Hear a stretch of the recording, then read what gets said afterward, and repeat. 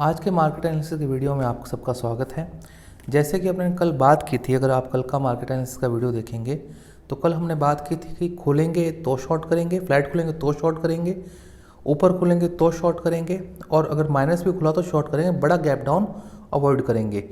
हमने ये जो कन्विंसिंग ट्रेड थी वो क्यों ली, जो हमें फ्यूचर का डाटा बता रहा था और जो ऑप्शन का डाटा बता रहा था उसके बेस पर हमने कल ये एक थीसिस बनाई थी हमारी कि हम इस प्रकार से शॉर्ट करेंगे। और आज हमने शॉर्ट्स को कैरी करते हुए बाज़ार को नीचे तक चला गया, 23,500 के आसपास चला गया।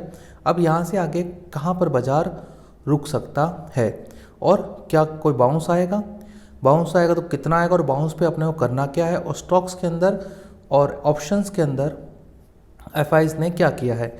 सबसे पहले हमारे 4 सेगमेंट होते हैं, जैसे आपको पता है, cash, index future, stock future और ऑप्शन डेटा की हम बात करते हैं यहाँ पर।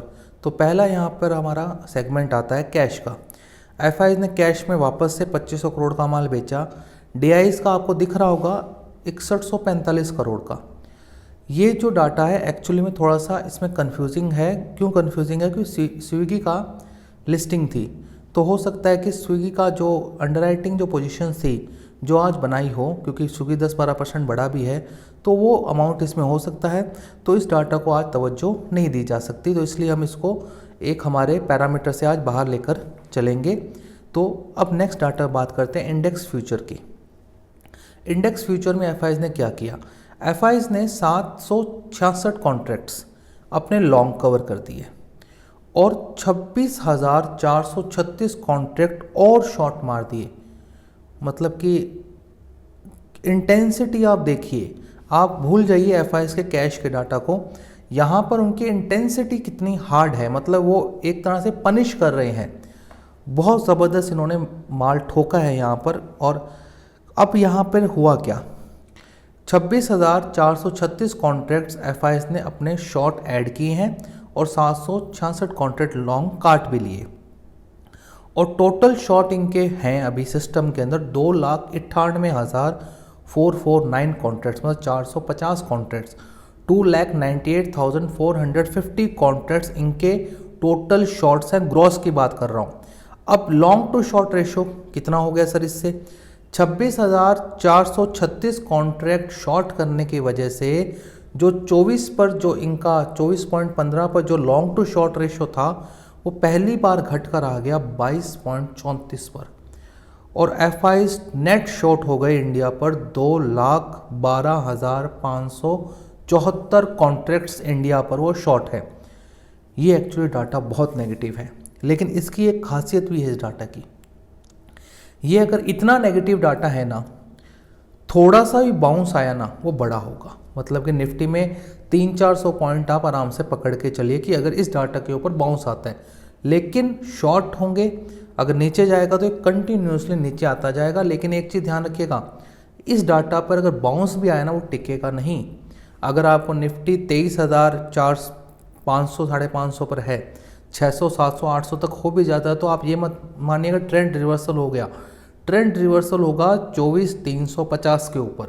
24,350 से पहले जो भी बाउंस आता है वो हमें सेल ही करना है, क्योंकि जितना बढ़िया बाउंस मिलेगा उतना नीचे शॉर्ट में पैसा बनेगा। अब हमारे आते हैं नेक्स्ट डाटा के ऊपर।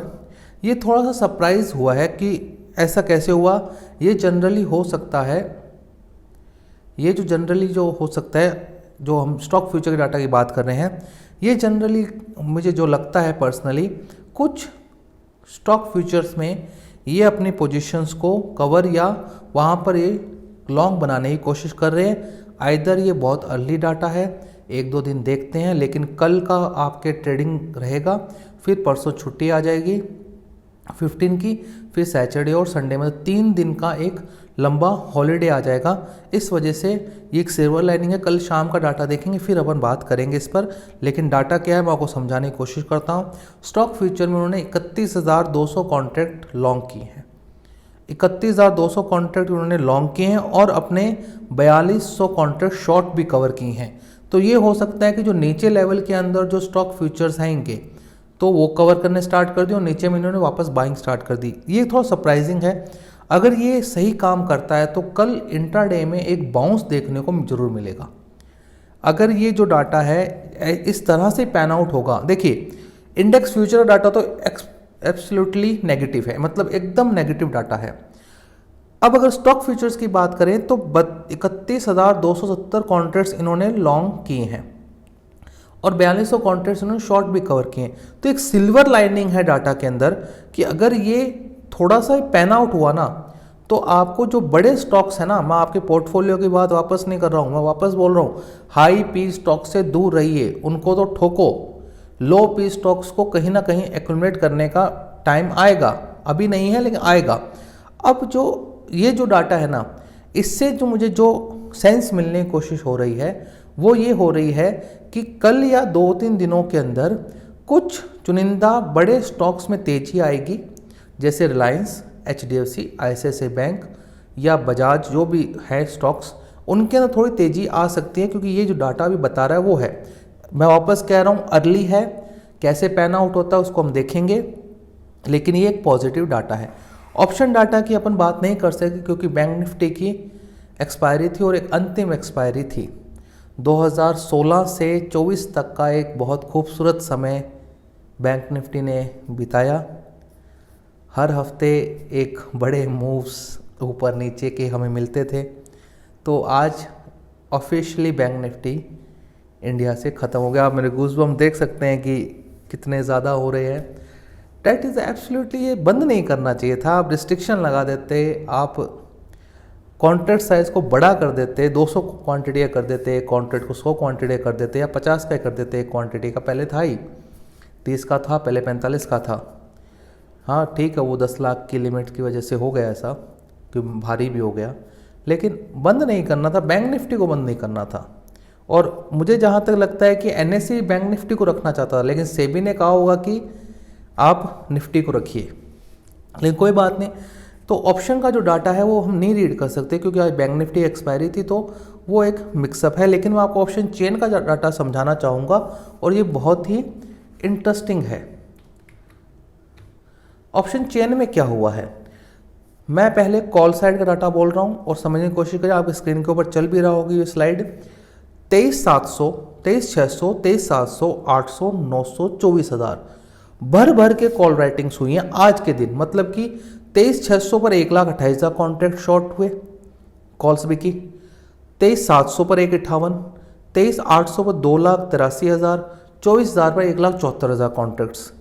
मतलब कि 23,800 अभी के लिए इमीडिएट सपोर्ट है। जब तक बाजार 23,800 के ऊपर नहीं जाता है तो मानिए मत। हाँ 24,300 तो है जो है, लेकिन जो इमीडिएट जो हमारा रेजिस्टेंस आएगा 23,800 के आसपास आएगा, क्योंकि सबसे बड़ा जो ऑप्शन राइटर्स है वो जो इस फॉल के अंदर है वो प्लेस कहाँ पर है, 23,800 के ऊपर। तो 23,800 के आसपास जहाँ पर ही मिले तो हमें शॉर्ट करना है।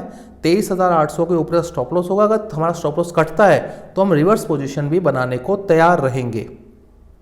अब बात आते हैं कॉल साइड के अंदर। कॉल साइड में कौन सी हम पुट साइड में कौन सी देखेंगे, 23,500, 600, 700, 800। यहाँ पर सपोर्ट नहीं है। 23,500 पर टोटल OI जो है, आउटस्टैंडिंग OI जो है वो 1,87,000 कॉन्ट्रैक्ट्स का है, जिसमें से 9,000 के आसपास आज जुड़े हैं। 23,600 पर एक मीनिंगफुल है जो कि आज जुड़ा है, जो 44,000 के आसपास है, लेकिन ओपन इंटरेस्ट नहीं है। 1,17,000 कॉन्ट्रैक्ट्स का है 23,600 के ऊपर। 23,700 से पुट राइटर बाहर निकल गया, 23,800 से पुट राइटर बाहर निकल गया।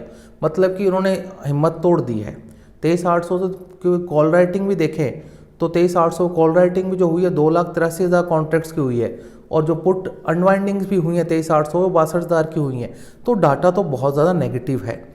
अब इस नेगेटिव डाटा में अगर बाउंस आया तो बढ़ाएगा, लेकिन हम बाउंस पर सेल ही करेंगे। आप अपना व्यू मत चेंज कीजिए। हमारा व्यू 23,400, 24,350 जब तक नहीं तोड़ता तब तक हमारा व्यू एक ही रहेगा, सेल द बाउंस। आपको कुछ नहीं करना, उठो, उठे, ठोको, उठे, ठोको, बस यही काम करना है आपको ज़्यादा दिमाग नहीं करना। बड़ा 23,800। अब हमारा जो रेजिस्टेंस क्या हो गया भाई, इस डाटा को देखते हुए नीचे में जो हमारे शॉर्ट्स हैं वो तो चलते जाएंगे, ठीक है। डाटा थोड़े रिजल्ट्स भी ख़राब आए हैं आज, तो वो देखें कल कैसे पैन आउट होता है। हमारा जो रहेगा, नीचे अगर बड़ा गैप डाउन मिल गया तो हम एक बार बाय ट्राई करेंगे क्योंकि डाटा थोड़ा सा पॉजिटिव है। लेकिन ऊपर जैसे ही जाएगा शॉर्ट करेंगे। ऊपर खुल गया और ऊपर थोड़ा चला 23,800 तक पहुंचा, वापस हम शॉर्ट करेंगे। 23,800 से घूम जाएगा, चाहे किसी भी कारण से घूमे, हमारा कारण जरूरी नहीं है। ये चाहे हमारे कारण से घूम सकता है, चाहे यूएस मार्केट की वजह से घूम सकता है, चाहे डॉलर की वजह से घूम सकता है, चाहे सीपीआई डाटा की वजह से घूम सकता है, चाहे येन डॉलर इक्वेशन की वजह से घूम सकता है, या आपका क्रूड ऑयल की वजह से घूम सकता है, या आपका कॉपर की वजह से घूम सकता है, या आपका चाइना की वजह से घूम सकता है। इन पर सभी पर वीडियो बन सकती है। 20 टॉपिक है, 20 टॉपिक, इतने टॉपिक है डिबेट करने के लिए। जब तक आपको इतना नॉलेज आ जाए ना, तब स्टॉक मार्केट कर लीजिएगा। अभी जो डाटा बता रहा हूँ उस हिसाब से अपन काम करेंगे। ये आज का मेरा समराइजेशन था। आपको पसंद आया हो तो लाइक ज़रूर कीजिएगा, बहुत मेहनत लगती है। बाकी आपकी इच्छा, करो तो करो, नहीं तो मत करो आप, ठीक है ना। कोई ऐसी कोई ज़रूरत वाली बात नहीं है। ये मेरा सिर्फ एक मनोरंजन है, इसलिए मैं करता हूँ कि मुझे अच्छा लगता है। मेरा भी एनालिसिस हो जाता है, आपको कुछ मीनिंगफुल कचरे के अलावा कुछ मिल जाता है। बाकी आपकी इच्छा है, देख लो, स्वाइप कर देना, ऊपर करते हो सारे दिन। Thank you.